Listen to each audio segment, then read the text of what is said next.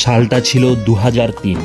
প্রতিটা গলি, প্রতিটা কলেজের ক্যান্টিনে একটাই ক্রেজ, তেরে নাম।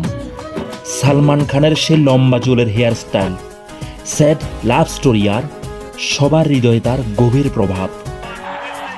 আর টিভিতে তখন চলছে ওয়ার্ল্ড কাপের উন্মাদনা।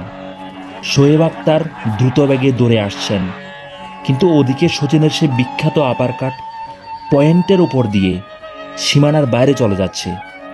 পুরো মহল্লা যেন গর্জে উঠেছে আনন্দে। মোবাইল ফোন তখন একদম নতুন। রিচার্জ, কুপন আর একটা SMS পাঠানোর আগেও 10 বার ভাবতে হতো। প্রতিটা শব্দ যেন দামি মনে হতো। আর দেশের মানুষের মনে নতুন আশার আলো হয়ে ফিরে এসেছিল বাজপেয়ীজির ভারত পাক মৈত্রীবাস পরিষেবা। মুন্না ভাই MBBS তার হাসি খুশি মেজাজে সবাইকে হাসাচ্ছে, আর কই মিল গেয়ার জাদু ছোটবেলাকে আবারও নতুন করে ফিরিয়ে আনছে।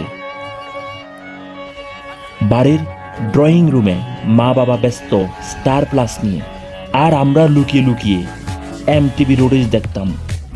রাস্তায় তখন মারুতি 800 আর হিরো হোন্ডা বাইকের রাজত্ব।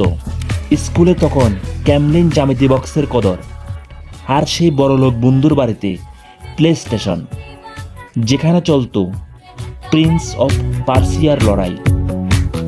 সালটা ছিল 2003। জীবন ছিল অনেক সাধারণ, বন্ধুত্ব ছিল খাঁটি, আর প্রতিটা গলিতে ছড়িয়েছিল ক্রিকেট, হাসি, নতুন স্বপ্ন আর সব খেলার উন্মাদনা।